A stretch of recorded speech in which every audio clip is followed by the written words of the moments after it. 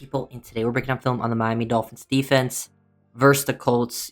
Broke down the offense yesterday, and it was obviously very, very bad. And you get to the defense, and it was just as bad, crazily enough. Like, not very many positive takeaways to have. I actually would say I'm even slightly more disappointed in the defense performance just due to my expectations. Specifically up front, I think was the most disappointing factor. I knew the secondary would have issues if the, front seven wasn't able to create pressure, and they could not get any pressure. I know the Colts have a good old line, but man, it was tough to watch, pretty much non-existent. Even when they brought blitzes, there was always people wide open in the checkdowns. They had a lot of options to answer things. You definitely got out-coached out there. You got outplayed. People at times looked like they didn't want to be out there for the most part. So while I do think the defense is more likely to turn things around quickly, and I expect the front to get a lot more pressure in different games, especially versus lesser offensive lines. It was a very disappointing outing. Versus the run, they actually stopped the run decently well. It wasn't, they gave up a couple chunk plays, but nothing too crazy in the run game. But they basically came out quickly, hit a lot of quick passes, lots of play action, took you out of position, and they gave up a lot of underneath stuff. Guys got yak, made things after the catch. Daniel Jones played like the best game of his career. And then there were certain scenarios where I'm like, I don't know what Weaver was calling. And then I also think players are just playing out of position. If you heard what Bradley Chubb was talking about, so we'll break down a lot of this. It was definitely not fun to watch. Not much hopeful. Like, you're gonna have your losses, but there's not much. Sometimes you'll have losses. You're like, you know what? There's some good takeaways to still have. There was not many good takeaways for Miami in this game. So they come off the rip. Third down situations were very big for Miami. They didn't get a lot of third and longs, and I think that really, the play calling really opens up. Like, this is a third and, short situation. Like that 3rd and 2, 3rd and 3. And the Colts kind of just outplay you up front. They go RPO, and they work Michael Pittman, a receiver. They kind of do this, like, double stack here with this tight end. Receiver works across. And they basically just make Bradley Chubb the conflict defender where, he has to, read the edge. But Pittman's able to get out into the flat. And from where, Jack Jones is positioned, he's man-to-man on Pittman. But he's late to see it behind this whole offensive line, so he can't get around. And he's going to be wide open into the flat and just pick up an easy first down right away. Like, just catch you exactly where they want you in the positioning. And then plays like this. Colts would come out on 1st and 10. You don't have your best pass rushing unit in. You have 3 defensive linemen. Sealer's kind of playing as one of your edges. Jordan Phillips is out there. Bradley Chubb is your only real edge out there. They basically, throw a double team his way to slow him down. Sealer's, getting, multiple people on him. You're not able to create any quick pressure, and then it allows this long developing play versus quads, which, Dolphins running quarters, quads, and Storm Duck is kind of their defender they're reading. They're basically pulling this guy up into his zone and then crossing his face, getting him to stay with it long enough, and then you leak the tight end in behind it, Tyler Warren. I love Tyler Warren. He absolutely dominated in this game, and then they just float that ball exactly where kind of Duck needs to be. Minka has to come from his position to actually kind of make the play. Duck kind of got brutalized, but also I think that play just comes down to, obviously Duck needs to play it better, but also the front just not getting quick pressure and them catching you in this scenario on a 1st and 10. That's how you need to attack defenses sometimes. Maybe you want to run, first down, stay out of the 6, but sometimes you're going to get better looks on 1st and 10 to take shots down the field just based on defensive personnel and what they're playing. You might get more opportunities, and that's kind of how this plays out. The one time they were able to, they actually got a stop early on. I will give them credit. There was a few times they, to be fair, gave up scores every time they were out there against Daniel Jones. Nothing to say good about that, but they were at least able to hold him to a few field goals to give him a chance early. They were able to at least work a stunt up front here with Grant and Sealer to force Jones out of the pocket. Marshall does a decent job out here playing the flat and, initially taking away Taylor. And then once Daniel Jones starts to commit, you then come down and, at least slow him down. Judon gets the big hit in that situation. They hold him to a field goal, but it was just drive after drive. They were getting all these, massive changing plays. And it was like every 3rd down, boom, all the time in the world. 3rd down, all the time in the world. Daniel Jones, look at him. Look at this clean pocket. This is the difference in the game, in my opinion. Like how disappointing. We'll see Chubb and Phillips have one impact play in here together where they got a nice pressure. Chop had one of like his most like disappointing games since like first half of last year. Like he didn't do much. I also don't think that they edges had a lot of opportunities with how much people were rotating in and out. Felt like people couldn't get anything going either, and they were constantly getting double teamed. Like here, Chop getting chipped by the running back. Judon's on the field. They don't get anything going there. Sealer double teamed. Grant's not able to win his matchup. Dolphins are running, Tampa 2 on the back end, and they actually cover everything pretty nicely down the field. Nothing is like really given. Maybe Jones could hit this with timing, but it looks like, we could take that away pretty quickly if it's not thrown perfectly. But now, with all the time in the world, Jones is able to get down to his check down. He makes Dotson the first man miss. I think Dotson had a pretty good PFF grade, but I don't think he had the best game. He was very involved in a lot of plays, but I think just like he took himself out of a lot of plays, and I think played pretty undisciplined football, which definitely hurt the team. Would not mind seeing Willie Gay out there, who we didn't see at all in this game, which is kind of crazy. They need to find a way to get pressure, and I know if there's one thing I expect to get better from this Week 1 game, because sometimes Week 1 games can be a little misleading, and I know they're not going to be this bad all season long. But if there's one thing I can expect to improve quickly, I do think it will be the pass rush. But this was unacceptable Week 1. Like, this is just poor defense. Like, looks like they're running like a variation of Tampa 2 where Jack Jones ends up going to deep half, like the outside corners deep half. Jason Marshall's playing the flat, but I don't think, maybe he didn't realize Taylor was all the way out here because they had 4 receivers this side, and he didn't like see him as a threat, because they actually do get a pretty good pressure up front, blitzing. I think Jordan Brooks there, he's able to win his 1-on-1, get through. They're actually able to get some, but it's just Taylor wide open downfield. Grant gets bullied by 2 offensive linemen up front. Chop drops into coverage. I don't even know what. So Marshall just takes a poor angle and misses a tackle. This was something that was on the college film, and it was worrisome. That Lions game showed some better tackling, but then the Jaguars game didn't look as good. And first game, I think Marshall had some good plays. Was probably your best corner in coverage, but misses this key tackle here. I don't even think Chop knows the play is going on. Like, what's Chop doing here? I don't think he realized the ball was completed down in the flat. Just seemed like miscommunication, and then he realizes late like it was caught. So I'm like, I don't even know why Chop's dropping into coverage. Just lots of so unprepared miscommunications. Ooh, that's probably the most disappointing start, because I know teams can come out slow sometimes, and you're gonna have some rough plays, but it was about as bad as you can see with that amount of time of preparedness. I mean, I hope they're ready to face some adversity, because they've got that adversity. I hope they're pissed off, because if I was on the team, I would be pissed. How people are talking about you and stuff like that. This was the only play they really able to get home the whole game. And they realized it was a 1st and 10, and they're like, hey, we knew what they were doing earlier. 1st and 10, they're trying to, tack down the field a little bit more, catch us off guard. If it's not a run, let's get after it. So Chubb flies off the ball, does a great job. Phillips does a good job forcing him off of his initial spot. Chubb crosses face and gets that sack. So that's a good work. He also draws the holding call there.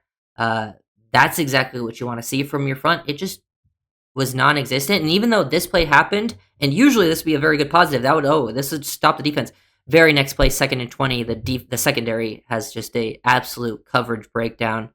I would blame this one pretty much all on the secondary. I mean, up front is fine, but they go cover 2. So storm duck. So this is what's going on. Watch these 2 defenders. These are the ones who kind of mess up. I would say, both partially to blame here. So deep half safety, flat corner. So Duck does a good initial job making Pittman take an inside release. So once he does that, he should try to get eyes to number 2. See that number 2 is not threatening him to the outside into the flat, so he can gain depth. Duck should be gaining depth here. There is nothing to threaten him down the flat. He does not need to stay down here. He needs to do a better job staying on top of this, because now Daniel Jones hits this over the top, and then Melifonwu needs to do a better job with these 2 routes. He has middle of the field help. He has these guys. He doesn't need to immediately commit to this seam bender here over the middle. They has this help taken away. He needs to be right out here, on the outside shade of the 10, so he can help get over to the top to both routes. He needs to do a much better job leveraging that. This is why Melifonwu, I don't love him playing deep down the field. I don't think that's the strength of his game. He gets out of position, bites on the Warren action, Duck needs to gain more depth, and then Pittman is just open down the sideline. Like, that's one of the worst plays of the game. Like 2nd and 20. That was a That was like a real dagger because that pretty much that was like the game when the game felt like it ended. Pretty like really ended. I mean, it felt like it ended pretty early, but like realistically, like the game was pretty much out of reach by this point. Tough to watch that type of stuff. Then you get the Colts coming out, like I'm saying, early down 1st and 10. What do the Dolphins do? They go cover one, try to bring pressure with, they got safeties, linebackers coming in. They got all these extra bodies. Nothing. Daniel Jones has all the time in the world. Storm Duck's going to lose this rep most times. Running a deep comeback, pretty much no help over the top. Like, there's a middle field safety, but he can only really help that exact part. He's not going to help him deep. Duck's going to give up that deep comeback. Pretty much every corner on the roster is going to most likely give it that out like 9 out of 10 times, especially when they have this much time to work with in that situation. It's just, man, this is not very good. Just pretty much all the way across the board. Getting out leveraged super quickly, just undisciplined. Look at Jack Jones. He is the flat defender. He squeezes number 11, but for some reason just lets 81 out leverage him to the flat. You can't let that happen. Daniel Jones gets the easiest read in the world. He's just reading 23. He sees him right there. Boom. Out to 81 and pick up easy yards. Easy gain. Get down there. Colts scored a lot of... I didn't show all the touchdowns because a lot of them were just... 2 of them were QB sneaks at the ones. I mean, I've just shown the plays to get down there. Nothing really break down. And then you have plays like this. Big third downs. Chop jumps off. Very disappointing game from Chop. I know Chop will be fine. I'm not too worried about him. But it was a disappointing game. Like, got to point out the negatives. Some are negatives in terms of like, oh, this is just who they are. And then some are negatives that they had a bad game. I don't think that tells the whole story. It is at the end of the day one game. We should not freak out and say that it's over. But if the Dolphins don't flip it out on switch, flip the switch pretty soon, it will be over for pretty much everyone. And it will be a full-on, sort of reset, top to bottom. Another example, like Jack Jones had some good moments, specifically breaking up screens, but man, he was just playing out of position. Dolphins go quads. He's just biting to the inside. So like, I know it's a jump off side, so it doesn't really matter, free play. But you got to get the stop to at least still, get another third down attempt because that was 3rd and 10, so it would have made it 3rd and 5. He just lets this guy roam free out there. Once he sees Marshall sort of carrying the number 2, Marshall's got to get Jack Jones has got to get out there and potentially help take that away. Like, this number 2 was basically in this guy's quarter zone. 2's carrying him and just free access down to the flat, wide open, all the time in the world, even with the offside. So disappointing. Then you get this. So this is actually I like this blitz. I think the blitz is pretty nice. They time this up pretty well. You get this linebacker coming in free. You end up bringing both linebackers and you drop the edges, Chubb and Phillips. And I like the look. So this forces one of the running backs to take on the linebacker, and this is going to get Minka a free shot. Daniel Jones does a great job. I've got to give him credit. He did a great job beating the blitz, replacing this, and just hits Tyler Warren right behind it. They had good answers. You got to give the Colts credit. When the Dolphins have faced blitzes, feels like we don't really have a lot of answers a lot of times of like where you can go to the ball into the flat. Felt like the Colts had answers, like a guy who was going to be open to replace the blitz. Where is your hot? It's Tyler Warren replacing where Minka just came from, and you get it completed. Now, it still accomplished what you wanted for Miami. You want it to be better, but that was a 3rd and 10. Now it's 4th and 2. They gain 2 yards. So it's still 4th down, gives you a chance to still stop them. The next play, this was one of my least favorite sequences of the game. Then they do this. 4th and 2, they bring the nickel. Now, Weaver did do this later in the game, and the nickel blitz did work on a 3rd and short to stop them. But man, so Marshall blitzes, gets free off the edge. Or not free off the edge. He got free off the edge on the other one. This one, they pick it up. It's to the side of the running back. They're not getting their quick access. The only way this works is if you get their quick access. And then Daniel Jones sees it coming the whole way. He was, making calls.